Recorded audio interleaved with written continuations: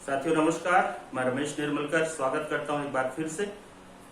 आज हम बात करेंगे कुछ कंफ्यूजन को और कुछ गलतफहमियां जो हमारी होती हैं ज्वाइनिंग के साथ, सही जानकारी नहीं लेने के कारण या सही जानकारी हमें नहीं मिलने के कारण।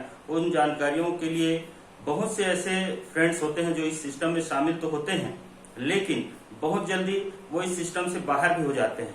तो आइए हम जानते हैं इस कमीशन स्लैब को लेकर कि जो जानकारी है हमारे पास वो सही नहीं है या कुछ उसमें कमी है, जिनके कारण हम इसको समझ नहीं पाते कि हम तक कमीशन पहुंचता कैसे।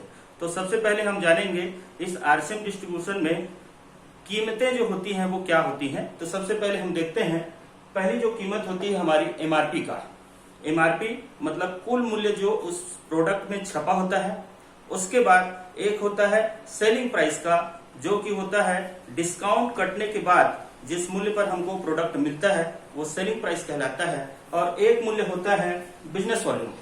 बिजनेस वॉल्यूम वो चीज है जिस पर कि कंपनी 45% का कमीशन पूरे टीम में बांटती है। तो इस जानकारी को समझने के लिए हम देखते हैं हमारा कमीशन का स्लैब होता कैसे है। मान लेते हैं कि हमारा एक न्यूट्री चार्ज का एक प्रोडक्ट है जिसका कुल मूल्य 1260 रुपए है, जो डिस्काउंट काटने के बाद 1008 रुपए में हमको मिलता है, जिस पर हमको 756 रुपए का बिजनेस वॉल्यूम मिलता है। और इसी 756 बिजनेस वॉल्यूम पर कुल 45% कमीशन बांटा जाता है। और वो स्लैब इस तरह से लागू होता है, 10 से 32% का जो स्लैब है हमारा वो 100 बिजनेस वॉल्यूम से लेके 4999 रुपए तक का बिजनेस वॉल्यूम जब होता है तो 10% कमीशन उस पर बांटा जाता है। और इसी प्रकार जब 5000 से 9999 तो 12%, 40,000 से ऊपर लेकिन 70,000 से कम होता है तो 19%, 1,15,000 से ऊपर लेकिन 1,70,000 से कम होता है तो उस पर 24% का कमीशन, और 3.5 लाख से ऊपर जब इस पे बिजनेस होता है तो उस दशा में 32% तक का कमीशन बांटा जाता है। साथियों, एक धारणा हमारी ये रहती है कि अगर मैं पहले ज्वाइन हो गया और मेरी पूरी टीम काम कर रही है तो मुझे कमीशन मिलेगा, ये हमारी गलतफहमी है। और अगर केवल एक लेग में काम होता है तो भी मुझे ज्यादा कमीशन मिलेगा, ये भी हमारी गलतफहमी है। इन धारणाओं को समझना और इन धारणाओं को जितनी जल्दी हम अपने दिमाग से निकालें उतना ही अच्छा हमारे लिए है। अगर आप चाहते हैं कि इस बिजनेस में सही तरीके से कमीशन आपको भी मिले और सही तरीके से कमीशन आपकी टीम वालों को भी मिले, तो कम से कम आपको 2 समूह बनाने होंगे, जिसको हम कहते हैं 2 ग्रुप। उस ग्रुप के माध्यम से समझते हैं कि कमीशन कैसे बांटा जाता है।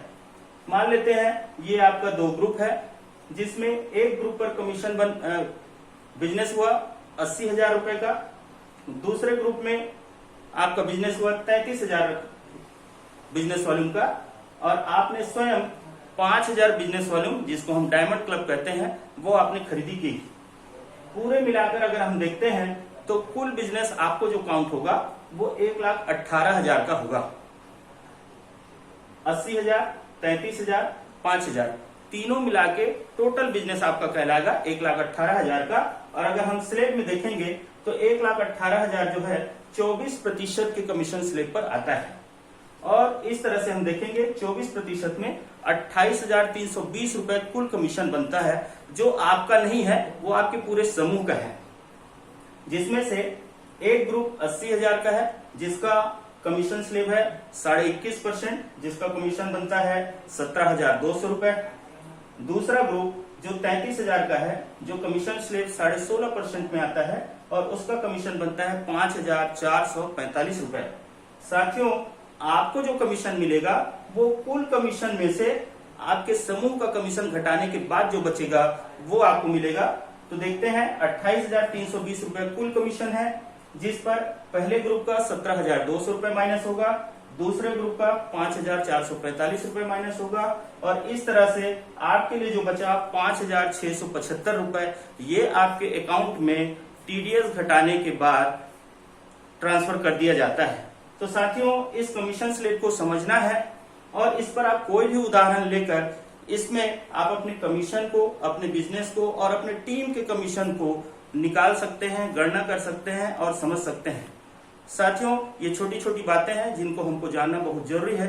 अगर हम चाहते हैं कि इसमें लंबे समय तक टिके रहें और बड़ा से बड़ा मुकाम हम हासिल करें, तो कम से कम 2 ग्रुप बनाना हमको अनिवार्य है। Thank you so much for watching मी। नमस्कार।